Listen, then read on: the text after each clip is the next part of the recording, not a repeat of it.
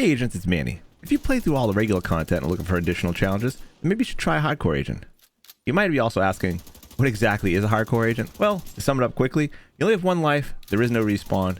If you die, you need to delete your agent and create a new one. So, in this video, I'm going to cover some of my tips and tricks for leveling a hardcore agent and also really what to expect while playing a hardcore toon. Before we start, if you're new to the channel, please hit the subscribe button and ding that notification bell so you know when there's new videos. And if you're looking for someone to game with, you can find me and other players in the Militia Discord server. The link is in the description below.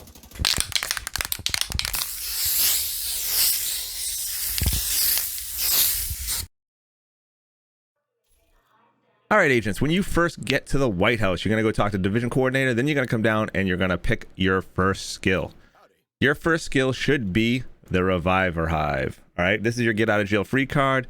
It actually resets every 180 seconds, so every 3 minutes you get a new one. So this is definitely well worth it.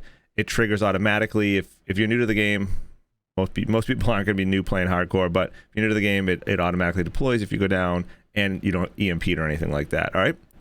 So now, after that, what you're going to do is, and you only get one skill until you finish Jefferson Trade Center. Once you finish Jefferson Trade Center, you will pick your second skill. My suggestion is the Crusader Shield. The reason I say that is because it's basically more armor, right? Now, after skills, we're going to talk about perks, right? A lot of you guys probably forgotten about perks, but they're very important. Specifically, the first ones you should... So, if you've already played through a regular character, your stash perks are all going to be unlocked, but you don't have a stash anyway in hardcore, so don't worry about it, but these are all already unlocked anyway. So what you want to first work on is your accolades. These all give you bonus XP when things happen, all right? So you're going to walk down all 1, 2, 3, 4, and 5 of them. Get those 5 first. The next one you're going to get is the extra armor kit. Then my suggestion would be the restock armor kits and stuff when you get it. You can do grenades too, but armor kits is the important one. When you restock, you get all your armor kits. After that, you might want more stash space, and then from there, it's just maybe the optics. Optics are really good as far as especially the ACOG, because I'm going to recommend using ARs mostly. So getting the optics next. Otherwise, after that, it doesn't really matter. All right, that's it for skills and perks. All right, guys. So this part I'm going to talk about leveling right now. This is identical to playing a regular character, a non-hardcore character. So the only difference is you can't boost a hardcore character. You actually have to get to level 30 World Tier 5. And just in case it's been a while and you don't remember exactly what has to be done, this is what has to happen. You have to do every single main mission on the map, right? So from Grand Washington Hotel all the way to Potomac Event Center, right? You have to do all the main missions. Then you have to do you have to do District Union Stronghold and Roosevelt Stronghold, which will then unlock Capitol Hill. Once we do Capitol Hill, we become World Tier 1. After that, in order to get the Tidal Basin, which is World Tier 5, we have to do the Strongholds one more time each.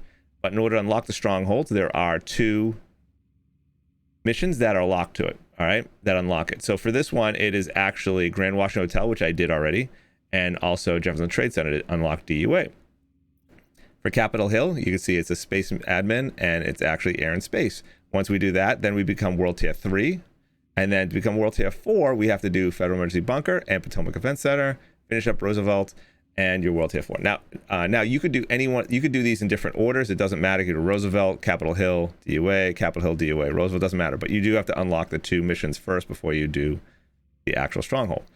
Now, once you do that in your World Tier 4, there'll be a mission over around this area, which will then unlock Tidal Basin for you. Once you complete Tidal Basin, you'll be World Tier 5, and now you can go to New York and do all the New York stuff. So that's just an overview. Like I said, that's no different than normal, which also coincides with what I'm going to say next. This also works for regular, just in case you forgot. Main missions are worth a static amount. It doesn't matter what level I am. They're always going to give me the same amount of XP.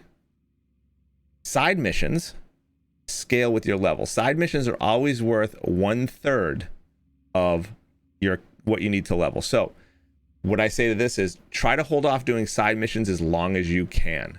All right, that way you can save them up, and should be able to do you should be able to do main missions up until probably level 15 or so, and then you have to start subbing in some side missions just to kind of keep your level up a little bit.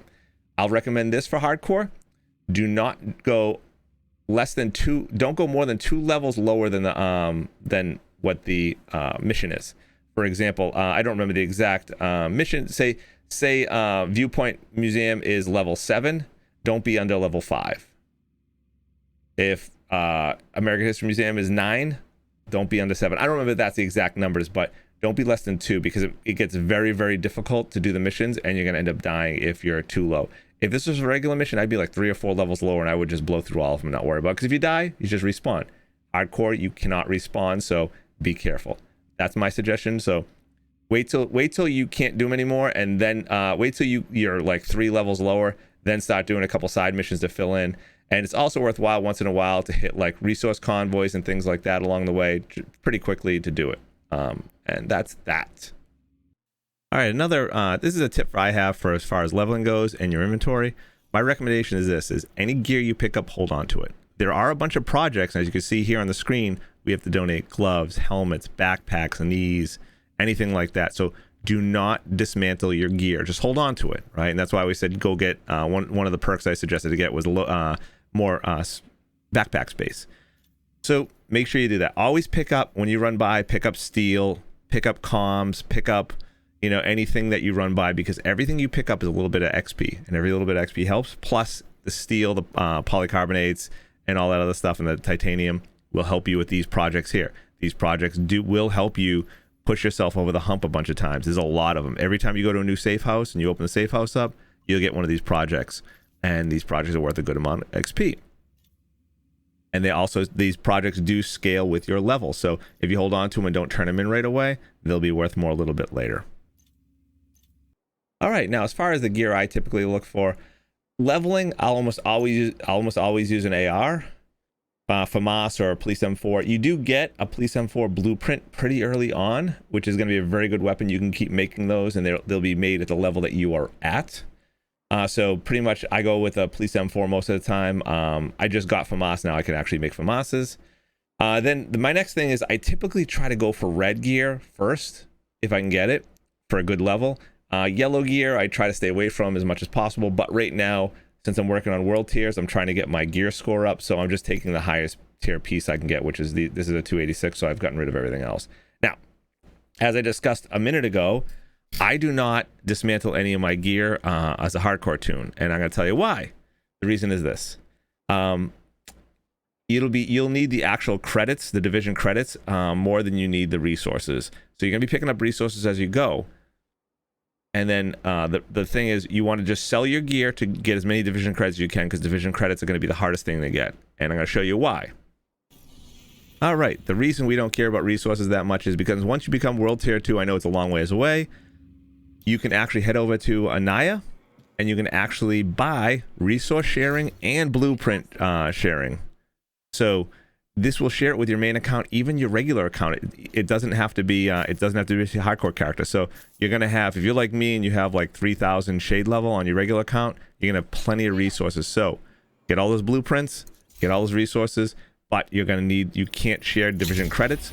So that's why I say, if you don't need to donate your gear to those projects I mentioned earlier, sell your gear. Don't dismantle it.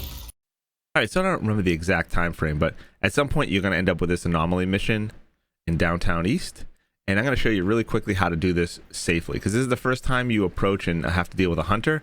You can't kill the hunter anymore. You just have to survive, and it's easy for him to kill you. So let me just show you real quick how to deal with him. All right, so the hunter's going to show up as soon as we run in this room. Now, the idea is once we have control of our character again, we're going to run right back down the way we came and hide downstairs. So we're going to hop down here. The hunter does not come down. He's already disrupted our skills, so we're just going to run over here and just hide and wait. All you got to do is hide for a minute or two, and hunter despawns, and you get credit for completing the mission. And there's one last thing I want to talk about, and that is deltering. We all know it is just like Thanos, and inevitable. So I want you to be prepared for it.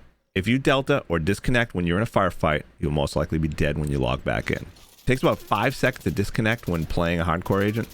So always try to take out enemies that are closest to you. And while it is unlikely you'll live, it is possible. So just be prepared for that. It's going to happen. It happens to everybody with a hardcore agent. At some point, you're going to delta, you're going to log back in, and you're going to be dead. Sorry. They do have it listed as this is a beta mode. So that's it is. Now, I know I've been all over the place in this video, but I hope I've demystified playing a hardcore toon just a bit. This is my first video in a series I'm planning on for playing a hardcore agent. And as always, I hope you enjoyed the video and found it helpful. If you did, please hit that like button below and leave a comment if you have any questions. I'm going to do my best to answer them. If you'd like to see more content like this, then please smash the subscribe button. You can also follow me over on Twitch at twitch.tv/Maniocrity, where I stream Friday, Saturday, and Sunday evenings starting at 10 p.m. Eastern Standard Time, where I'd be happy to answer any questions live on stream. Till next time, agents, happy hunting.